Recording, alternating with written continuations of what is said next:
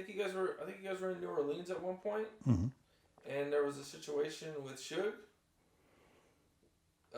fighting Oh, somebody, or I don't know if it was oh, a meeting or you guys. I don't know.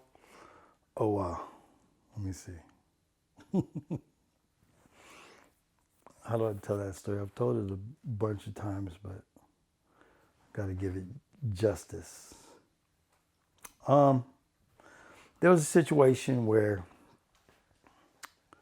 one of the dancers, the aforementioned dancers, were out there on Bourbon Street hanging out, and apparently they got into it with some other girls, and we all had crew, all the different groups, and I think one of the guys that was working with DJ Quik or bodyguarding with DJ Quik just happened to be walking by when some shit happened. I don't think he was a part of it, had anything to do with it.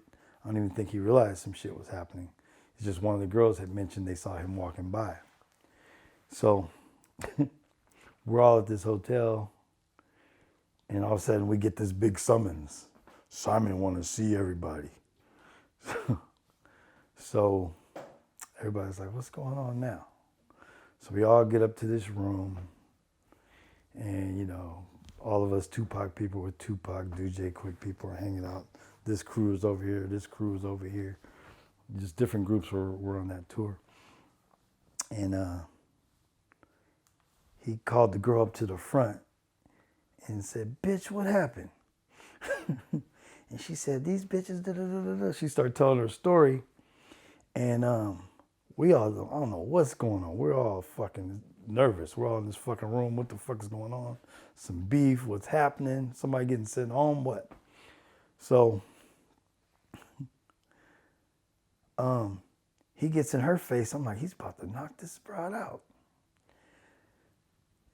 He said, I see you wearing red. How long you been wearing that red? She said, all my motherfucking life. What? She's in his face. I'm like, he said, right on, right on. So he walked away from her and he got on the phone. He spent about 30 minutes. We're all sitting there listening to him talk to somebody about some business and shit. And he's talking. Finally, he hangs up the phone. He said, hey, bro, come here. Bam! Threw this motherfucker's head through the wall. This was just a random dude. There's a dude who witnessed the shit that the girls just described, them getting into it with another girl. And I'm like, this shit just got real.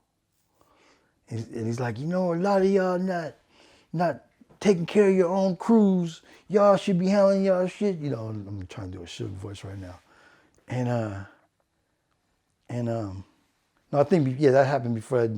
He was talking about Pac and his crew. He said, my crew is handled. We handle ourselves. That's Pac speaking up for me and the Outlaws or whatever. And then that's when DJ Quik said, oh, you talking about me? You talking about me? I'm not handling my shit? DJ Quik gets up and proceeds to start whooping the shit out of this dude. This dude is bigger than Quik. He takes him out in the hallway and start beating the shit out of this dude because it looked like his dude was weak. Now, mind you, this dude had did nothing, but he was the focus right now. And DJ Quik took him outside and whooped his ass. I mean, whooped him. And at the time, you're like, damn, that's fucked up. And the dude didn't do nothing. But I saw two things.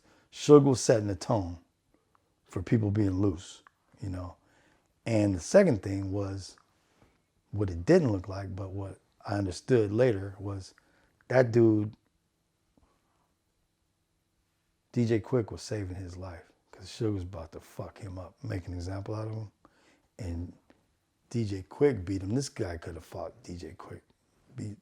I won't say beat the shit out of him. I don't know how DJ Quik throws them things, but he was obviously overmatched. This guy was like a bodyguard. And he took an ass whooping from DJ Quik. But DJ Quik saving his boy's life. I don't know, I'm not gonna say life like kill him, but the tension was there and somebody was getting an example made. And that's how it ended. And he changed the whole tone, you know? So that was one of those things. That's one of those things that pop up. You're like, what the fuck? What the fuck just happened? Everything's great. We all got money in our pockets. We just had shrimp and lobster, and we're part of the greatest musical show that's touring right now. And people are getting their heads thrown through walls for no reason. But again, that's that tone. He took a bunch of people from the ghetto and made them household names. And sometimes the ghetto don't travel like people who grew up going to musical theater, you know. Did you guys ever talk about this? Was Tupac like? Not a word. Not a word. Most of the things that happened, we never talked about. Just some other shit. Some other random shit. Every day was a different, random, crazy, bigger than life day. With some grounded ass motherfuckers. We all had a grounded background. So that's where that Don't Go Hollywood thing comes into play. At one point during the Bad Boy and Death Row, the beef, I interviewed Reggie Wright Jr.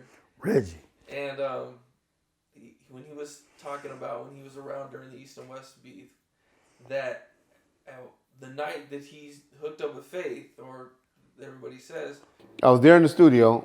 I don't know if I ever said a fact. All I ever said, and if I did, let me clarify it, is they were sitting in a little, we call it a red room. It's just like a little private room that's no bigger than a bathroom.